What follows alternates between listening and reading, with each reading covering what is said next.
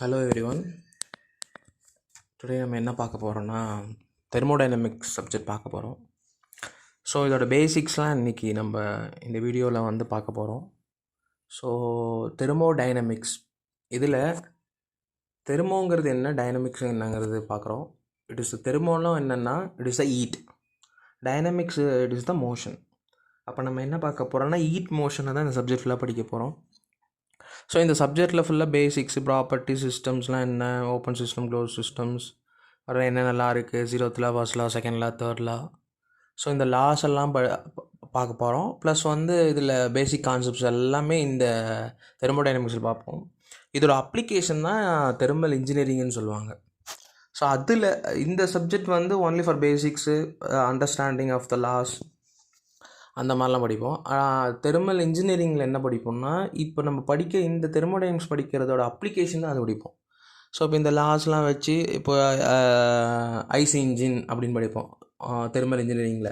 So அப்போ IC engine என்னென்னா second law, இப்போ நம்ம இதில் வந்து ஃபர்ஸ்ட் லா, செகண்ட் லான்னு சொன்னோம் பார்த்தீங்களா, இந்த செகண்ட் லாவோட ஒன் ஆஃப் த அப்ளிகேஷன் தான் ஐசி இன்ஜின் சொல்லுவாங்க, அதாவது ஹீட் இன்ஜின்.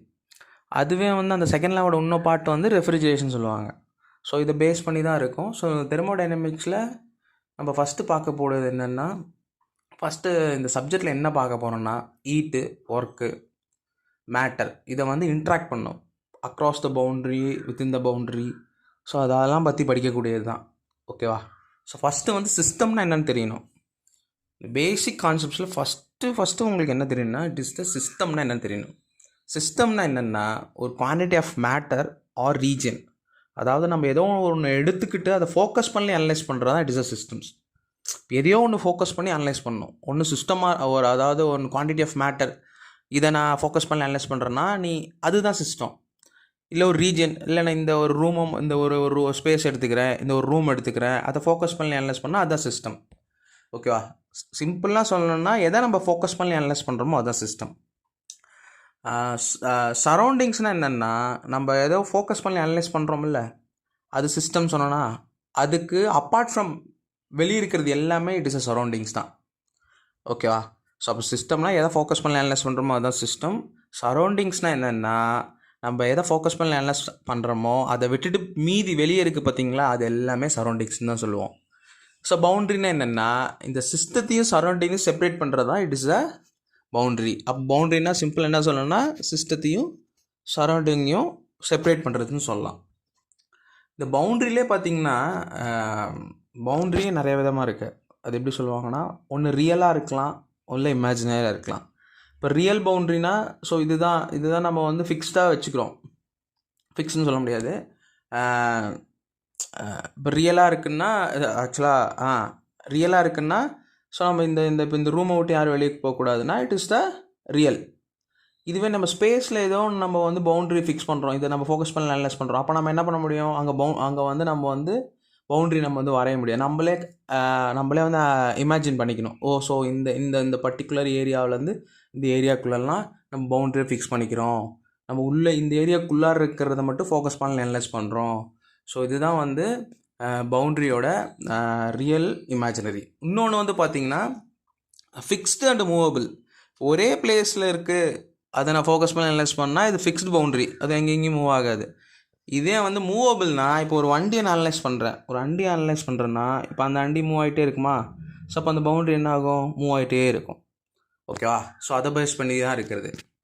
இதை வந்து நம்ம சிஸ்டத்தையும் நம்ம வந்து எதை ஃபோக்கஸ் பண்ணி அனலைஸ் பண்ணுறோமோ அதான் சிஸ்டம் சொல்லணும். அதை 3 டைப்பாக பிரிப்பாங்க. ஒன்று ஓப்பன் சிஸ்டம்ஸ், ரெண்டாவது க்ளோஸ்டு சிஸ்டம்ஸ், மூணாவது வந்து ஐசோலேட்டட் சிஸ்டம்ஸ். இந்த ஓப்பன் சிஸ்டத்தில் பார்த்தீங்கன்னா exchange the both of matter and energy. So இந்த மேட்டர்னால் கீழே கொடுத்துருக்கேன் பாருங்கள், இந்த க்ரீன் கலரில் இருக்கும் பாருங்கள். மேட்டர்னால் என்னென்னா anything that as mass and occupy the space.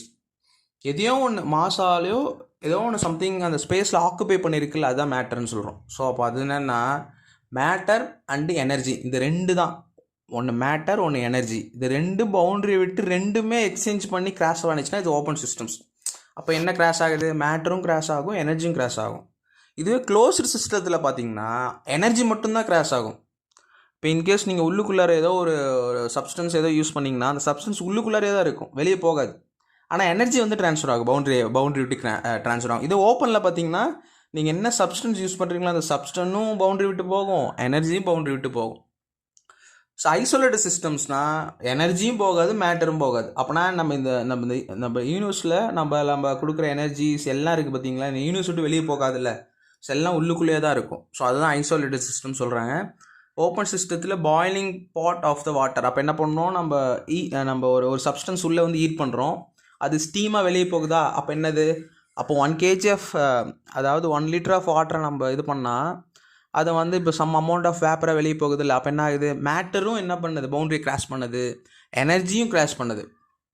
So அதே மாதிரி தான் க்ளோஸ்டு வந்து பார்த்திங்கன்னா கேஸ் என்க்ளோஸ்டு இன் ஏ சீல்டு பிஸ்டன் சிலிண்டர். அப்புறம் என்னது, அப்போ வந்து நம்ம உள்ளுக்குள்ளே இருக்க சப்ஸ்டன்ஸ் வந்து நம்ம க்ளோஸ்டாக கன்சிடர் பண்ணிவிட்டு எனர்ஜி மட்டும்தான் ட்ரான்ஸ்ஃபர் ஆகும். பிஸ்டன் மூவ் ஆகுது பார்த்தீங்களா, ரெசிப்ரோகேட்டிங் மூவ் ஆகுதுன்னா அது rotary motion energy will be converted. அது மட்டும்தான் வந்து அக்ராஸ் த பவுண்டரி போகும். மேட்டர்ஸ் வந்து அதுக்குள்ளேயே இருக்கும். இதுதான் க்ளோஸ்ன்னு சொல்கிறோம். ஐசோலேட்டடுங்கிறது என்னென்னா ஐடியல் தெர்மோஃப்ளாஸ்க். இப்போ ஒரு டீயை நம்ம உள்ளே ஊற்றி வச்சோம்னா உள்ளே இருக்க டீ அது வெளியே போகாது, அது மேட்டரும் வெளியே போகாது, ப்ளஸ் அந்த எனர்ஜி ஹீட் எனர்ஜி தானே அதுவும் வெளியே போகாது. இப்போ தெர்மோஃப்ளாஷுங்கிறது ஹீட்டு வெளியே போகாமல் இருக்கிறது தானே, அதுதான் வந்து ஐசோலேட்டட் சிஸ்டம்ஸ். கீழே வந்து பார்த்திங்கன்னா ஹீட்டுங்கிறது it's the energy transfer due to temperature difference. Heat எப்படி இருக்குன்னா டெம்பரேச்சர் டிஃப்ரென்ஸ் இருந்தால் மட்டும்தான் ஹீட் இருக்கும். ஓகே, ஒர்க்கு இட் இஸ் என்னென்னா it is the energy transfer due to force acting through a distance. ஒரு ஃபோர்ஸ் ஆக்ட் ஆகிறதுனால சம் டிஸ்டன்ஸ் வந்து ஏதோ ஒன்று டிஸ்பிளேஸ்மெண்ட் ஆகிருக்கணும், அதுதான் வந்து ஒர்க்குன்னு சொல்கிறாங்க. மேட்ரு ஆல்ரெடி சொன்ன மாதிரி தான், anything that has mass and occupy the space. So இதுதான் இதோட பேசிக்ஸ். நம்ம தெர்மோடைனமிக்ஸில் என்ன சொல்ல வந்தோமோ அதுதான். நெக்ஸ்ட்டு வந்து நம்ம வந்து 0th law, 1st law, 2nd law, 3rd law அதை பேஸ் பண்ணி பார்ப்போம். Okay, thank you.